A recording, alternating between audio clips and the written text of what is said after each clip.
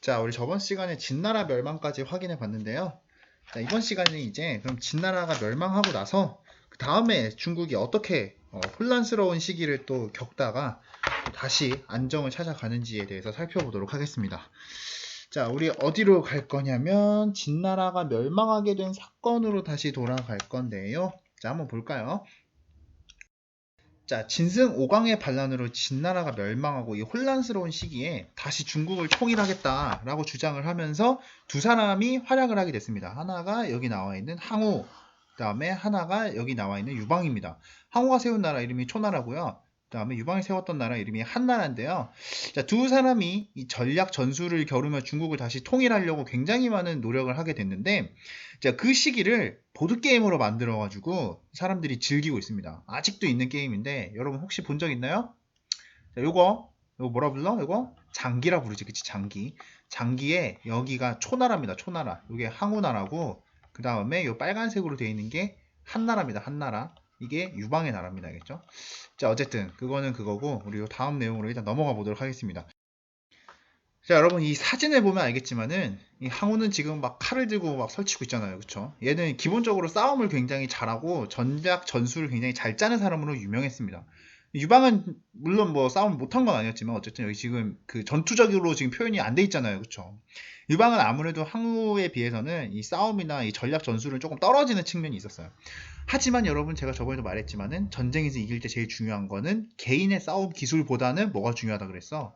머릿수가 중요하다 그랬지, 그치? 그래서 유방은 전술을 어떻게 짰느냐? 바로 친구들을 많이 끌어들이는 방법으로 전술을 짰습니다. 친구가 많다는 얘기는 머릿수가 많아지는 거지, 그치? 머릿수가 많아지면 전쟁에서 이기기가 쉬워진다라고 말씀을 드렸습니다. 자, 그래서 유방은 이 사람 저 사람을 끌어들여가지고 항우를 점점 몰아붙이게 됐습니다. 여러분 이때의 사건과 관련된 굉장히 유명한 고사성어가 하나 있는데요. 이거 하나 알아보고 갈게요. 자, 한나라가 이 물량으로 초나라를 크게 압박을 하게 됐습니다. 그죠? 초나라는 근데 아까도 말했지만 싸움은 자신 있는 애들이라 그랬잖아요. 그치?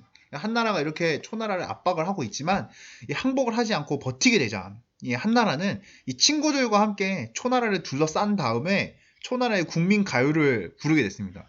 뭔 노래인지 여러분 혹시 알고 있는가 모르겠는데 지금 우리나라 국민가요의 가사입니다. 알겠죠? 자, 어쨌든 그 국민가요를 막 부르니까 이 초나라 사람들의 마음이 흔들리기 시작하는 거야. 이거 초나라, 옛날에 초나라 사람들이 많이 듣던 노래인데, 나 이 노래를 들으니까 옛날 생각이 나서 나 못 싸우겠다. 라고 하는 애들도 있고, 또 어떤 사람들은, 한나라 애들이 어떻게 이게 초나라 노래를 잘 알고 있지? 혹시 초나라 애들 전부 다, 다른 데 있었던 초나라 애들 전부 포로로 잡혀가가지고, 이미 다 한나라 땅 돼버린 거 아니야? 우리나라 이제 망하기 직전인 거 아니야? 라고 생각을 하면서 점점 전쟁할 의욕이 사라지게 되었고요. 그 결과 초나라가 멸망하게 됐습니다. 그러고 한나라가 다시 중국을 통일하게 되었습니다. 여러분 이 시기 때를 생각하면서 만들어진 고사성어가 뭐냐? 바로 이 초나라의 여기저기, 초나라의 주변의 이 여기저기에서 초나라의 노래가 막 나오고 있다라고 해서 초나라의 동서남북에서 다 초나라 노래가 나온다라고 해서 이 상황을 우리가 사면초가라고 부릅니다. 알겠죠? 나중에 우리 학교 왔을 때 다시 한번 얘기해 볼게요. 자, 우리 넘어가겠습니다. 어쨌든 한나라가 통일했다. 자, 그런데 여러분 유방은 친구, 친척들의 도움으로 통일을 해서 황제가 되었습니다. 아까 말씀드렸죠? 자, 그래서 여러분 도와주고 나면 꼭 뭐 해야 된다 그랬어? 보답을 해야 된다라고 말씀을 드렸죠. 세상에 공짜가 없다 그랬잖아요. 그렇죠? 그래서 어쩔 수 없이 다시 이 제후들 부하들한테 땅을 뿌리고 가까운 곳은 부하들을 보내서 다시 다스리긴 했지만 이 먼 곳은 다시 옛날처럼 친척이나 친구나 조카나 이런 애들을 보내가지고 얘네들의 권력을 인정해 줄 수밖에 없게 됐습니다. 자, 여러분 가까운 데 부하를 보내는 거는 진나라 때와 같지만 이 먼 곳은 친척, 친구, 조카들을 보내서 통치하는 거예요. 여러분 이 친척, 친구, 조카들 뭐라 부른다 그랬죠? 제후라고 부른다 그랬지, 그치? 자, 그래서 얘네들을 제후라고 부르면서 권력을 인정해주는 봉건제가 다시 일부 지역에서 실시가 됩니다, 그죠? 부하 보낸 데는 봉건제 실시 안 된 거지, 그치? 그런데 여러분 저번에 말씀드렸잖아요. 이 봉건제는 필연적으로 영원히 유지되기가 어렵다 그랬습니다. 왜? 제후랑 황제 거리가 이렇게 멀어지면 어떻게 된다 그랬어? 남이니까 말을 안 듣는다 그랬죠, 그쵸? 자, 그래서 우리 역사를 통해서 이미 봉건제가 유지되기는 어렵다는 걸 이미 배웠으니, 제후와 황제의 사이가 멀어지면 끝이니까, 자, 7번째 황제였던 무제가 올라오게 되면서 결국 여기 나와 있던 제후들을 싸그리 박살내고 없애게 됩니다. 그죠? 그리고 다시 이 지역까지 부하를 보내서 통치하게 됐는데요. 여러분, 이 부하를 보내서 통치한 지역, 큰 동네에다가는 군을 설치한다 그랬고, 작은 동네에다가는 현을 설치한다 그랬죠. 그래서 이 제도를 우리가 뭐라 부른다 그랬어? 군현제라고 부른다라고 이미 진나라 시황제의 정책을 정리하면서 확인한 적이 있었습니다. 자, 그런데 여기서 또 뭔가 바뀌게 되는데 잠깐 확인해 볼까요? 자, 황제가 되면서 이 무제가 제후들을 대거 날려버렸다라고 말씀을 드렸습니다. 여기서 얘기하는 날려버렸다는 얘기는 결국 다 모가지 날려버리고 죽였다는 얘기겠지, 그치? 자, 이렇게 사람들을 막 죽여가면서 얻은 권력은 내가 힘이 셀 때는 상관이 없는데 내가 힘이 약해질 때는 좀 문제가 됩니다. 왜? 일단은 원한을 가진 사람들이 많아지게 돼. 제후가 죽어버렸으니까 그 아들내미 아니면 그 친척들 뭐 이런 애들은 원한을 가지게 되고 또 사람들은 불안해합니다. 나도 무제랑 사이 나빠지면 죽을 수 있겠네. 또 내가 힘이 없어지면은 무제가 우리 아빠 죽였듯이 우리 친척 죽였듯이 내 친구 죽였듯이 나도 걔 죽일 거야 라고 이 또 복수의 칼날을 가는 사람도 생기지. 거기다가 서로 그냥 좀 친하게 지내면 안 되나? 라는 그런 불만을 가진 사람들이 생기게 됩니다. 알겠죠? 그래서 무제가 이제 나 아무리 이제 죽일 만큼 죽였으니까 이제는 그만 죽이고 교육과 잔소리로 사람들을 통치하겠다라고 결정하게 됩니다. 그죠? 말로 하면 알아들을 거야. 왜? 무제가 세상 질서의 1등이거든요. 여러분 이렇게 질서를 강조하고 사람들을 죽이는 게 아니라 말로 잔소리로 교육으로 통치하겠다는 생각. 누구 생각과 비슷하죠? 바로 공자의 생각과 비슷하지. 그치? 질서, 그 다음에 교육 이런 거 강조하는 게 바로 공자의 생각이었고요. 자, 이 공자의 생각인 유학이 드디어 유교의 한나라의 통치 이념으로 자리 잡게 됩니다. 그죠? 그래서 이제는 한나라는 사람을 막 죽이는 게 아니라 점점 가르치고 애들이 이해시키려고 노력하고 질서를 강조하는 그런 사회가 되겠구나 라는 거 우리가 확인을 할 수가 있겠죠. 자, 그러면 이거 확인을 하고 우리 다음 장으로 넘어가 볼게요. 자, 군현제를 적극적으로 실시하고 유학을 도입하면서 나라 안을 적당히 정리한 무제는 이제 나라 바깥에 관심을 가지게 됐습니다. 이 시기 때 나라 바깥이 조금 어지러웠는데요. 이 동쪽에는 고조선이 있었습니다. 그죠? 이 당시에 고조선은 중개무역으로 한창 돈을 벌고 있었는데요. 여러분 중개무역이 뭐라고 얘기했었는지 기억나요? 한반도 남쪽에 진이라고 하는 애들이 있었지, 그치? 얘네들이 중국 물건을 사고 싶으면 반드시 고조선을 거쳐야 했다라는 내용을 우리가 저번 시간에 정리를 했어요. 그래서 고조선은 가만히 앉아가지고 돈을 굉장히 많이 벌어서 한나라를 자극하고 있었습니다. 한나라 북쪽에는요, 흉노라고 부르는 흉측한 애들이 계속 지금 한나라를 쳐들어오고 있는 상태였습니다. 알겠죠? 자, 나라 안을 안정시킨 무제는 강한 황제 권력을 바탕으로 군대를 끌어모아서 일단 고조선은 박살내서 멸망시켰습니다. 기억나죠? 그래서 고조선 사람들이 어떻게 됐다 그랬어? 한반도 남쪽, 북쪽으로 막 흩어져가지고 철기가 흩어졌다라는 내용 우리 한국사 수업 시간 때 정리했었죠? 자, 그런데 이 흉노와의 전투는 좀 문제가 있었습니다. 사실 중국에서 이미 여기에다가 흉노를 막아보겠다고 거대한 성을 쌓았다라는 내용 우리 진나라 시황책 때 정리했었죠? 뭐였어? 만리장성이었다, 그치? 근데 이 만리장성으로도 흉노를 제대로 막아내기가 어려운 거예요. 흉노가 막 이쪽으로 쳐들어오기도 하고 만리장성 넘기도 하고 하니까요, 그쵸? 그래서 어떻게 하면 흉노를 박살낼 수 있을까?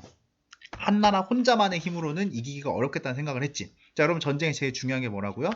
머릿수라고요, 그치? 머릿수. 근데 한나라의 머릿수를 갑자기 늘릴 수는 없으니까 한나라에서도 역시 주변의 다른 나라와 친구가 돼서 함께 물리쳐야겠다라는 생각을 하게 됐으니 그래서 무제는 흉노를 박살내기 위해서 흉노 동쪽에 있는 월지와 동맹을 맺어야겠다라는 생각을 하게 됐습니다. 그래서 어떻게 누구를 보내서 월지와 동맹을 맺을 거냐면 한나라의 장군이었던 장건이 이 역할을 담당하게 됐습니다. 근데 문제가 뭐냐면 여기 주황색 선 안에가 흉노가 지금 세력을 끼치는 동네거든요. 월지로 가려면 어떻게 해야 되는 거야? 흉노의 땅을 거쳐야 된다는 거였습니다. 알겠죠? 근데 흉노의 땅을 거치다가 장건이 어떻게 됐냐? 이 흉노한테 걸린 거예요. 보나마나 장건이 이쪽으로 간 거는 뭔가 흉노를 없애려고 간 거 아니야, 그치? 그래서 흉노는 장건을 다시 한나라로 돌려보내면 얘가 다시 또 가려고 할 거 아니야, 그치? 그래서 아예 잡아놓고 10년 동안 흉노 땅에서 살게 만들었습니다, 그죠? 이 동안 장건이 어디 못 도망가게 하려고 흉노 여자랑 결혼도 시키고 애도 낳게 하고 막 이랬었는데 흉노가 굉장히 충성스러운 사람인 거야. 그래서 결국 10년 뒤에 흉노가 좀 장건에 대한 감시가 약해지니까 이제 장건이 안 되겠다 싶어갖고 월지를 찾으러 갔습니다. 근데 문제가 뭐냐면 이때 월지도 동쪽으로 가버린 거야. 안타깝지만 어떡할 거야. 황제가 시킨 거니까 따라가야죠. 그쵸? 그래서 장건이 끈질기게 결국 월지를 따라가가지고 결국 도착했는데 문제가 뭐냐면 이제 장건이 월지를 따라왔을 때 월지 애들은 야, 난 이미 흉노 이제 이미 안 싫어해 별로. 왜? 너무 멀어져가지고 멀잖아요. 그쵸? 흉노가 별로 우리 위협하지도 않고 나는 이제 걔네랑 싸울 생각 없는데 하고 동맹을 안 맺어준 거예요. 대신에 힌트만 줬습니다. 야, 근데 난 니네 비단이 그렇게 갖고 싶더라. 라는 힌트만 줬다는 거지. 그치? 어떡할 거야 장건. 다시 집에 가야죠. 그쵸? 어쩔 수 없이 다시 흉노 땅을 거쳐서 가다가 또 잡힌 거야. 또 잡혀가지고 여기서 또 살게 됐습니다. 이번에는 1년 동안 일단 살게 됐는데 1년 뒤에 이 흉노가 또 감시가 약해지니까 다시 얘가 결국 한나라로 도망을 쳐서 돌아오게 됐습니다. 무려 13년이 걸렸습니다. 그죠? 물론 옛날에는 말 타고 다니고 했으니까 지금보다 훨씬 시간이 많이 걸리겠지만 13년이라는 세월은 진짜 길잖아요. 그렇죠? 자, 이때 이제 장건이 13년 동안 왔다 갔다 하면서 얻은 건 많이 없지만 장건은 이때 서쪽 지역으로 가는 이 길을 알아냈습니다. 아, 이쪽으로 가면 중국의 비단 가격, 한나라의 비단을 굉장히 비싼 가격에 살 수 있게 됐구나라는 거를 장건이 알리게 되었고요. 그래서 이때부터 중국은 이 길을 통해서 비단을 팔게 되었으니 이 서쪽으로 가는 길을 이때부터 뭐라 불렀느냐? 비단길이라고 불렀습니다. 여러분, 이 비단길 하나 알아두고 갈게요. 장건의 이 열심히 외교의 결과 비단길을 알게 되었다라는 내용 하나 알아둘게요. 뭐였냐면 근데 이 고조선을 멸망시키고 비단길을 파고 하느라 돈을 하도 많이 써가지고 나라에 돈이 모자라졌던 거예요. 전쟁 많이 하지. 그 다음에 비단길 뚫기 위해서 막 이 사람 저 사람 보내면서 나라에 돈이 없는 거야. 여러분 보통 나라에 돈이 없으면 세금을 더 걷으면 된다라고 쉽게 생각하지만 이미 세금이 너무 많이 올라간 상태여가지고 세금을 계속 올리면 반란이 일어날 수도 있기 때문에 사실 세금으로 이거를 상황을 바꾸기가 쉽지가 않은 거예요. 그래서 이 당시에 한나라는 다른 방법으로 백성들 돈을 뜯어야겠다라는 생각을 하게 됐습니다. 자, 어떻게 뜯기로 하였느냐? 자, 무제는 세금이 아닌 척하면서 세금처럼 거둘 수 있는 방법을 고민하게 됐습니다. 바로 모든 사람들한테 필수적인 필수품을 내가 직접 나라에서 직접 판매하는 방법을 생각하게 된 거였습니다.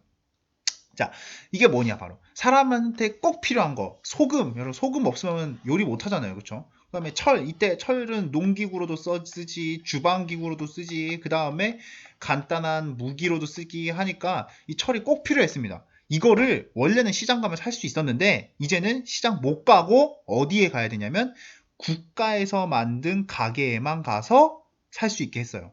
그래서 원래 가격은 뭐 예를 들어 이게 1,000원이라고 칩시다겠죠. 원래 소금은 1,000원이었고 그 다음에 철은 1,200원인데 이거를 나라에서 얼마에 파냐면 3,000원씩 파는 거야. 그러면 소금은 팔 때마다 2,000원씩 남겠죠. 그쵸? 그 다음에 철은 팔 때마다 1,800원씩 남겠지. 그치? 이게 다 뭔 거야? 이게 세금이 되는 겁니다. 그죠? 자, 무슨 말인지 이해되죠? 자, 그래서 나라에서는 세금을 따로 만들진 않았지만 이렇게 나라에서 필수품을 파는 제도, 전매제도를 이용해서 세금을 더 걷진 않았지만 마치 세금을 걷는 것 같은 효과를 누려서 이 나라의 부족한 재정을 좀 채워보려고 했습니다. 자, 여기까지 우리 학습지 잠깐 정리해 볼게요. 자, 유방이 승리하면서 한나라를 건국했고요. 모든 지방에 나중에 무제 때 모든 지방에 군과 현을 설치합니다. 자, 이 제도를 우리가 뭐라 부르느냐? 군현제라고 부르죠. 그쵸? 언제 처음 시작됐어? 진나라 시황제 때 시작됐죠. 자, 계속 내려갈게요. 유학이 통치 이념이 됐고요. 이때 무제가 이곳저곳으로 전쟁하러 가면서 고조선 멸망시켰고 실제 동맹에는 실패했지만 흉노를 전쟁에서 이기는 데까지는 성공을 했습니다. 그 다음에 장건은 비단길을 개척했다. 자, 그 다음에 계속 갈까요? 자, 이 모자란 재정을 보충하기 위해서 소금과 철을 국가에서 전매, 이거는 국가에서만 살 수 있다라는 뜻입니다. 알죠? 자, 그런데 여러분 있잖아요. 생필품을 지나치게 고가로 받는 정책 역시 가면 갈수록 백성들이 불만을 가질 수밖에 없어요. 왜? 막 소금 하나에 10만원씩 팔고 나중에는 막 냄비 하나에 10만원씩 팔고 이게 말이 되냐고요. 그쵸? 나머지 다 결국 세금이 올라간 거랑 똑같은 거 사람들 결국 알게 되는 거지. 그치? 소금에 철 사느라 세금 낼 돈이 없어지는 백성들이 생기는 거야. 여러분 문제가 있지. 백성들이 세금을 못 내면 결국 나라의 수입이 어떻게 되는 거야? 나중엔 결국 줄어드는 거지. 그치? 그러니까 이 문제를 해결할 수밖에 없어요. 그런데 이 당시에 왕의 외삼촌이 옆에서 이 황제를 지켜보고 있으니까 너무 답답한 거야. 이 바보 멍청한 조카놈아, 네가 황제니까 나라 이렇게 망하고 있어 라고 주장을 해가지고 결국 얘가 반란을 일으켜가지고 이 왕망이 반란을 일으켜서 잠시 한나라가 멸망하게 됐습니다. 자, 왕망은 어떻게 나라의 재정을 채워야 되느냐. 이 평민들, 백성들을 쥐어짜는 게 아니라 귀족들을 쥐어짜가지고 부자들한테 세금을 왕창 걷는 게 제대로 된 정책이다 라고 주장을 하게 됐습니다. 근데 문제가 뭐야? 여러분, 백성들은 힘이 없죠. 평민들은 힘이 없어. 부자들은 힘이 있어. 근데 왕망은 지금 누구랑 사이가 나빠지는 거야? 부자들이랑 사이가 나빠지는 거야. 그러니까 부자들은 아니 저놈이 몰래 왕대 놓고서는 감히 우리를 괴롭히고 있어? 라고 생각하게 돼서 귀족들이 점점 왕망을 싫어하게 됐고요. 결국 부자들의 반발을 사가지고 왕망은 쫓겨나고 다시 옛날 한나라 황제를 데려오게 됐습니다. 얘네들이요. 귀족들이 다시 데리고 오는 거야, 알겠지?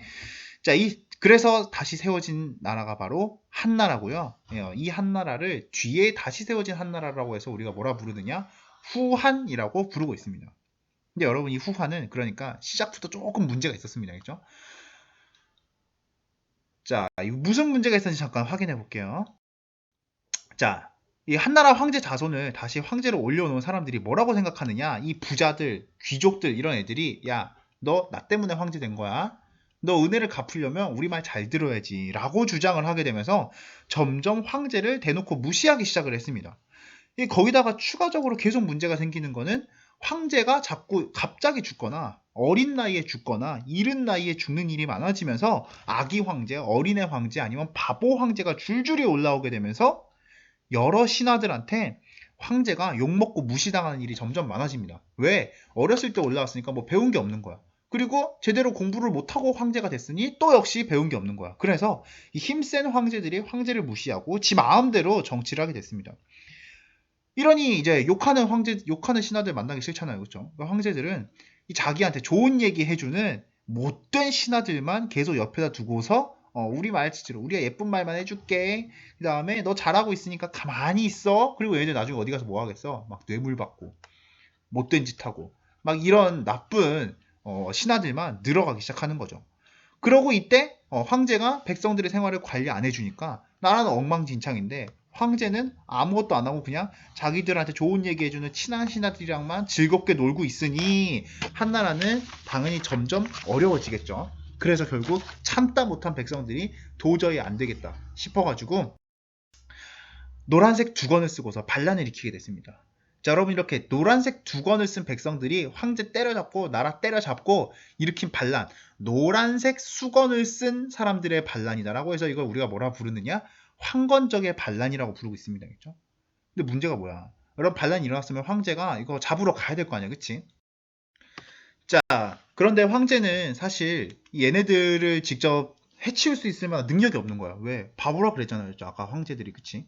황제가 아무것도 못하니까 이 황제가 안 보는 사이에 몰래 힘을 키웠던 지방의 여러 실력자들이 황제 대신에 군대를 일으켜가지고 자기들이 퇴치를 해주겠다 라면서 점점 자기들의 세력을 키우게 됐습니다. 그렇죠? 자, 이런 실력자들을 우리가 뭐라 부르느냐? 호족이라고 부르고 있습니다. 자, 그리고 이들이 바로 대표적인 호족, 여기 나온 대표적인 호족들이 누구냐? 바로 여러분 한 번쯤은 살면서 들어봤죠? 조조, 그 다음에 유비, 손권 이런 호족들이 이 시기 때 크게 성장을 하게 됐고요. 얘네들이 각각 나중에는 아예 황제를 무시하고 나라를 세워서 독립을 하게 됩니다. 자, 그 시대를 세 개의 나라가 경쟁하던 시기다라고 해서 삼국지 시대에 삼국지라고 하는 책이 이 시대의 역사를 그린 책이라고 할 수 있습니다. 다음 중국사 시간 때 한번 좀 더 자세하게 확인해 볼게요. 자, 우리는 오늘 수업 여기까지 하고 학습지 정리하겠습니다. 자, 볼까요? 자, 한나라 때 이 외척 세력의 정치 개입이 심해지면서 아까 얘기했지만 이 왕망이 바로 외삼촌입니다. 알겠죠? 왕의 외삼촌이었는데 외척이라고 하면은 엄마 쪽 사람들 말하는 거예요. 알겠죠? 왜냐면 왕의 엄마가 되려면 일단 부자여야 되잖아. 그치? 세력도 커야겠죠? 황제랑 결혼하려면. 그러니까 그런 애들인데 문제는 뭐냐면 얘네들은 왕의 엄마 쪽이기 때문에 왕이 될 수는 없어요. 황제가 될 수는 없어. 그러니까 항상 불만은 또 많습니다. 그러니까 황제를 죽여버리고 반란을 일으키는 거죠. 그쵸? 자, 계속 갈게요. 한나라를 다시 건국하게 됐으니 그때부터 우리는 이걸 후한이라고 부르고요. 이때부터 황제가 워낙 무능한 경우가 많다 보니까 외척, 그 다음에 환관. 여러분 이 환관은 보통 뭘 얘기하냐면 내시를 말합니다. 그죠? 내시. 아까 얘기했던 황제 앞에 서가지고 황제한테 좋은 말만 해주면서 황제 대신에 많은 권력을 휘두르는 사람들을 우리가 환관이라고 많이 부릅니다. 결국 이것 때문에 농민들의 분란이 늘어나니 황건적이 반란을 일으키게 됐고요.